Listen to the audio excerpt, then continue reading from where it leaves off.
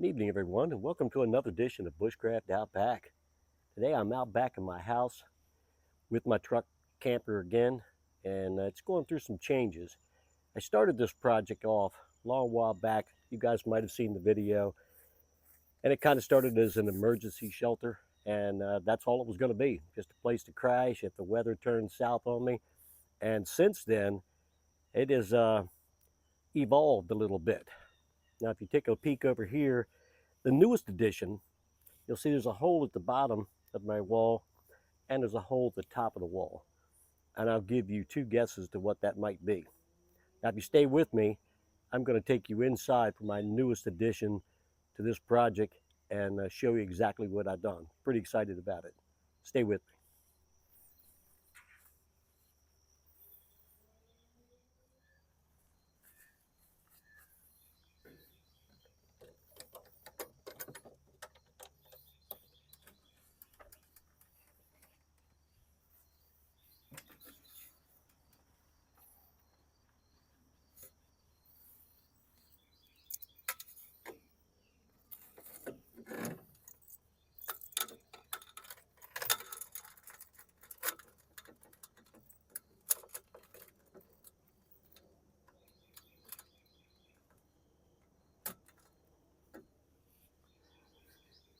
Now, if that little clue didn't give it away of what I've got going on the inside, I wanted to create a stove that I could run safely in the back of this truck.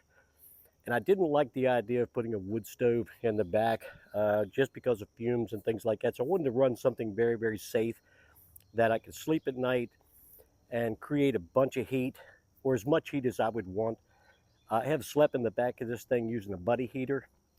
The problem with that is it produces so much heat. If you notice that my truck sets fairly low, so it does not take much to heat this thing, if anything. And a few years ago, I saw a design from a gentleman that I thought I would try. And this year I actually put it to practice and I actually made it happen. So let's go inside and I'll show you what I come up with. All right, at last, I want to introduce you to my little 50 caliber candle powered wood stove. Now I'm going to do my best to show you how to build one of these without really getting into the down and dirty, here's how I drill a hole, that kind of stuff. Explain it to you.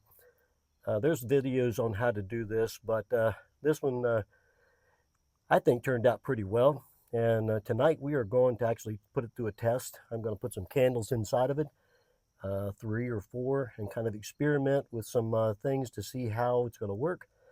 And yeah, let me open the door and show you this thing.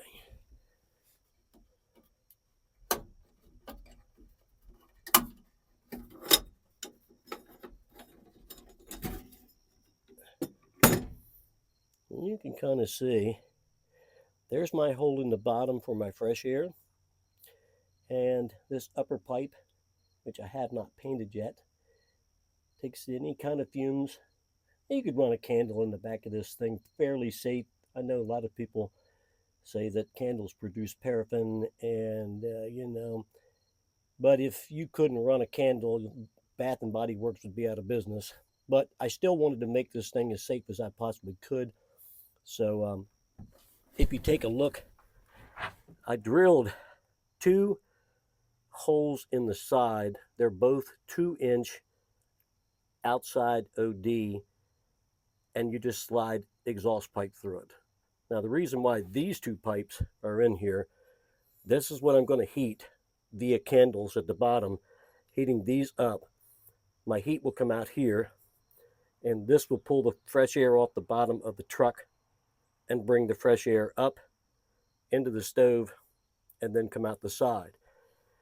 So I'll show you a couple of tricks that I have that's going to help that. And the idea is to produce enough heat by adjusting candles and make this stove run so efficient that by the time it climbs this pipe, it's starting to get cooler and cooler before it exits out.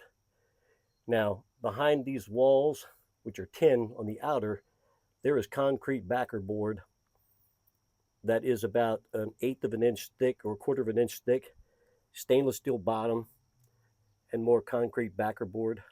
Now this stove should not get so hot that you can't touch it or hold your hand on it for very long. It should produce enough heat to keep this little camper warm. I positioned it in the back of the camper by my window in the back, also by windows on the side, so that I can control the temperature a little bit if it starts to get a little hot. Of course, I can always open it up, take a candle out, and we could go from there. So here is the bit that is a 2-inch circle bit. You can get these, it'll drill through stainless steel, concrete, and it's pretty simple to just bore a hole in the side. And I thought I'd make this video, and instead of taking the video and speeding it up where you really can't see what I'm doing anyhow, would just explain to you, and that would be sufficient. If you look inside of my stove, you see the stove gasket that runs around. I removed a piece of rubber that are always inside of these 50 caliber, and this is a 50 caliber can. I removed the rubber and I installed a stove gasket. And then I used a high temperature bead of caulk to hold my glass in. And so yeah, we're going to fire this puppy up and see what it will do tonight and put it to its paces. I'll take a couple of temperature readings. You know, wintertime's coming, and it is time to think about our heat. And this is going to be a pretty cool design. I think I'm going to be happy with it. But if there's anything I'm leaving out, like I said, this is just 2-inch exhaust pipe is all it is. You can buy it at AutoZone. You can get it at Napa. And I just used 2-inch outside OD. And again, the bit was 2-inch. You bore 2 holes at the top, 1 at the bottom, 1 at the very top. And then the rest is just constructing your exhaust pipe, so that the idea is that this will be one sealed inside unit that will be completely fume free and hopefully produce some heat. So let's light this puppy up and see what we got. Okay, so we got our candles on the inside. Let's fire this puppy up and see what we got.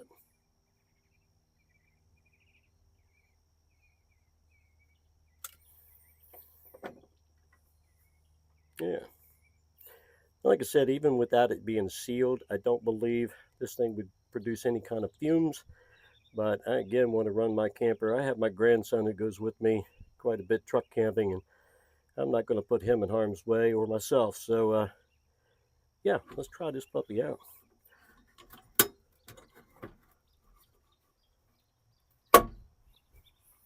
So now we're able to just enjoy the flame, the ambiance through the glass, and then I'll have to experiment with whether I use 1 candle, 2 candles. The video that I'd watched years ago, he used 4, and it was sufficient, but we'll put it through the test. If you overdo the candles on the inside, there's not enough fresh air coming in the bottom to keep the candles lit. So you can only go so many or so big before you suck up the oxygen, and then the flame goes out.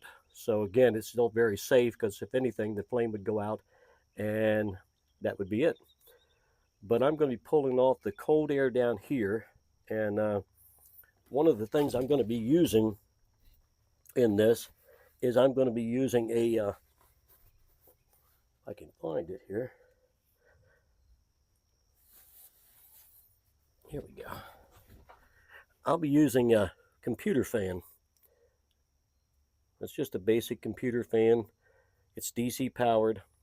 I will hook the two of these with a battery, and it will pull the fresh air off the bottom and push through this pipe and actually blow out.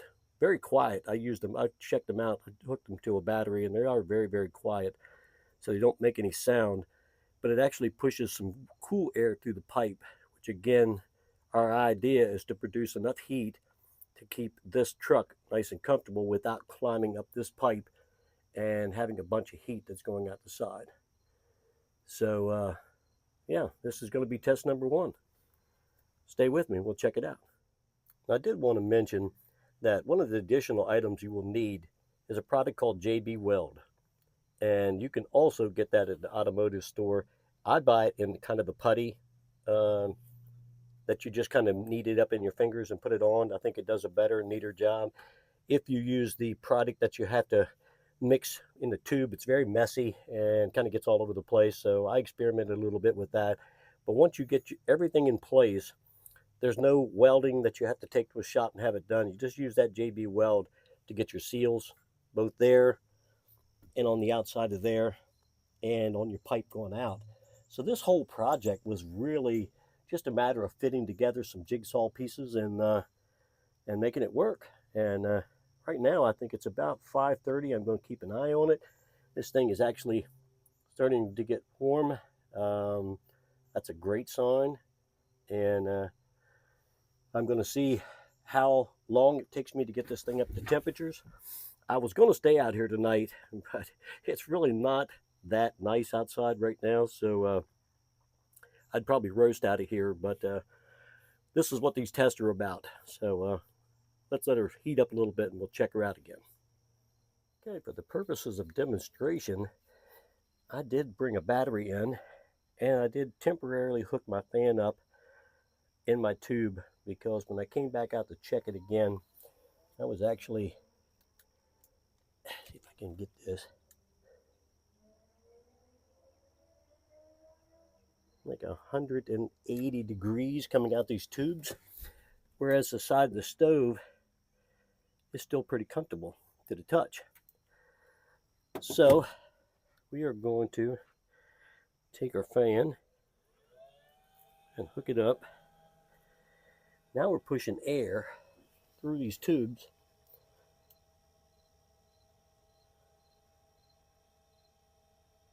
Yeah, that's what I was wanting. So the tube is getting cooler,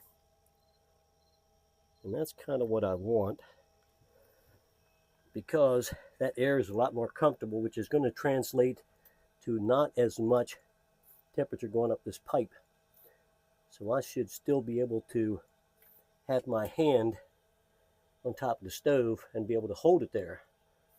So even though this thing's producing a lot of heat, now I'm pushing the cold air up from the floor through my tubes, through the stove, and out the other side.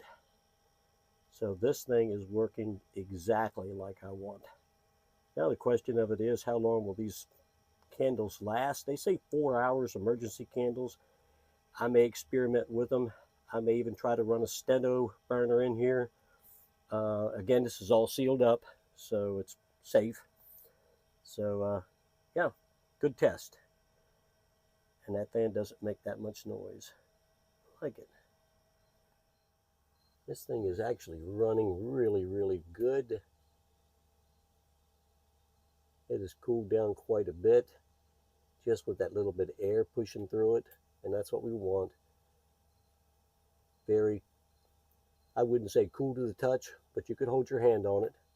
And then by the time it climbs this pipe, now without running that fan, it did get a little warmer. It's like 140 to 180. So that little fan kind of keeps the pipe honest on the inside, but you can run it without it. And I just use the DC deep cell battery.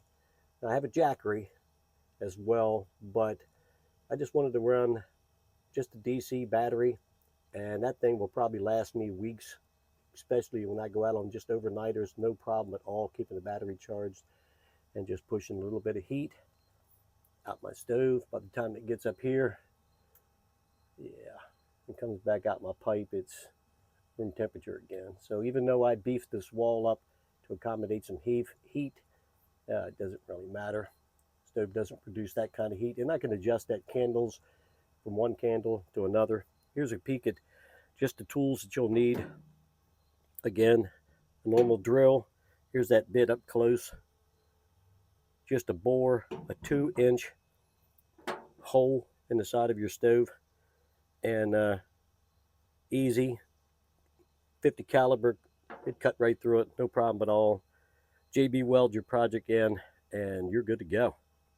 Now, one of the things that I didn't talk about was the temperature outside right now. I did say earlier that it was not very nice, and I meant that it's not cool enough to really have a heater going. But it's kind of hard to test something when it's still 70 degrees outside. But that's what these tests are all about. And I still was able to change the temperature. I almost doubled that temperature, so I had about 180 degrees coming out my stove at one time. So I still consider that a pretty decent test.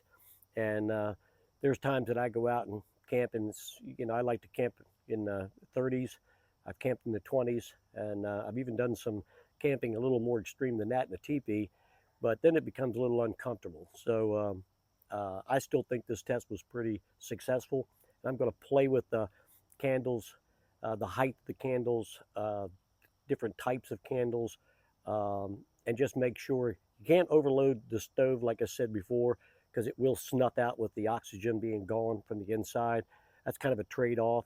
So I think 4 candles was as much as the gentleman that I learned from. He ran 4 candles about the size of the ones I got now. So I will probably start there and then see what I can do. My build was pretty close to what he had done. So, get out there and simple tools, and don't be afraid to start. First one I ever built, and I'm pretty tickled with it. So until the next video, make sure you keep God first.